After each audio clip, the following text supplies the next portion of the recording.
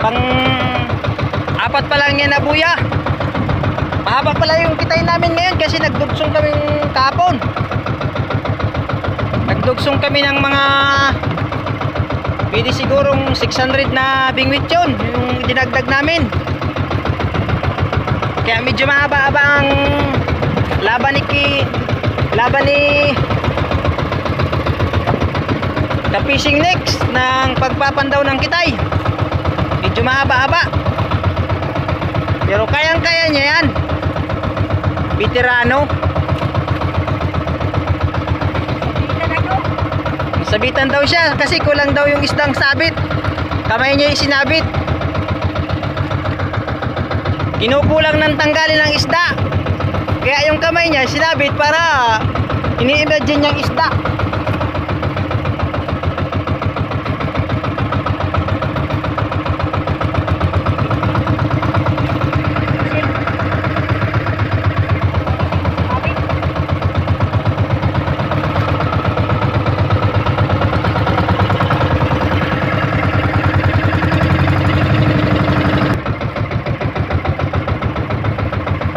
Yan. Maya-maya.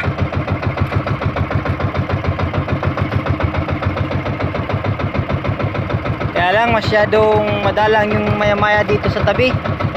Yun. Tanuping, kaya lang sira na. Kinain na ng kulambutan siguro yun. Pag hindi kulambutan, pugita. Yun. Tarasik.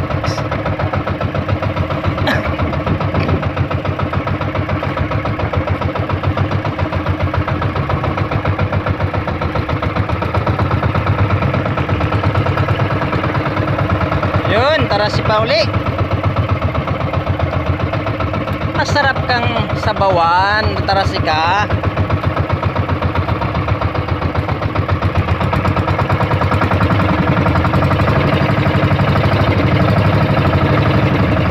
Sigang bato. Siga. Ang liit. Yan. Maya-maya uli. Yan. Siguro may mga kalahating kilo yan. Isang piraso. O 600 grams. Ganyan.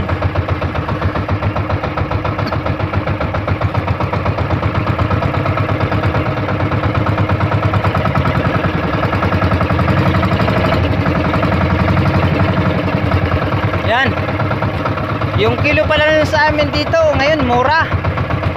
Mga ganyan na kulay pula. Ano lang ang kilo nyo sa amin? 140 ngayon ang kuha. Yang dilaw naman, minsan hindi namin yan pinagbibili. Dinadaing na lang namin kasi mas masarap sa daing. Pangulam. Ganyan ang mga ginagawa namin dyan sa isdang maliliit. Binibigay din namin pala yan sa mga nagpapain. Yung pumapain ng aming kitay.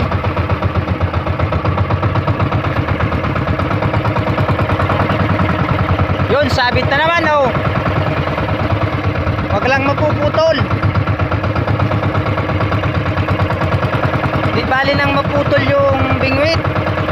Wag lang yung bayhan at tinatawag.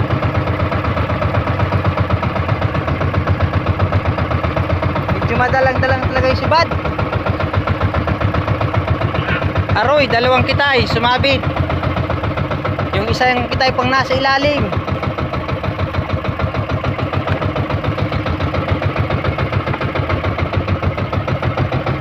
Yun, nahihirapan siya kasi sabit.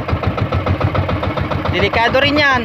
Pag nabitawan niya yung hawak niya, yung mga bingwit sasabit sa kanya kung walang isda. Pero kayang-kaya niya yan. Maliit pa daw siya, nasa ilalim pa daw siya ng kanyang inang tiyan, ay yan na daw yung trabaho niya doon.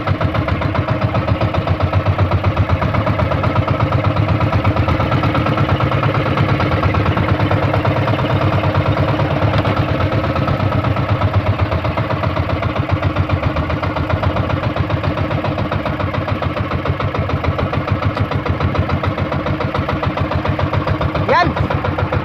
sayang. Sunod-sunod sana yung isda sa ilalim.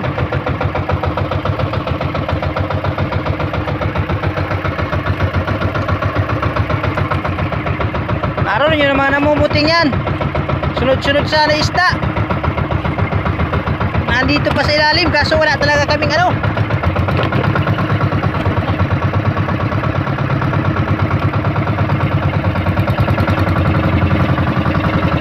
Natanggal yung ibang isda. Gawa nang pumitik yung kitay. Kasi sabit, biglang natanggal. Yung ibang mga isda na putol sa ilalim, sayang.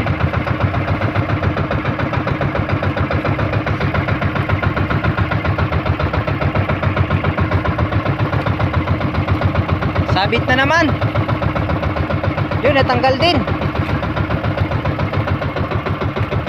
May isda yan pag sumasabit kahit papaano. Yan, pumuputi-puti na. Yan oh. Masarap din na isda yan. Yun, parang minagic lang pagtanggal. Masyadong veterano na kasi. Mabilis. Mabilis pa sa alas 3.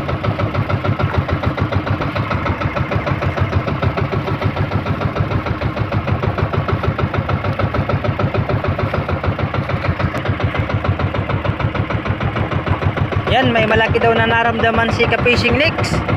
Kasi ramdam niya yan pag may isdang malalaki. Ganyan yung ka-veterano. Alam na alam niya kung may isdang malaki o maliit.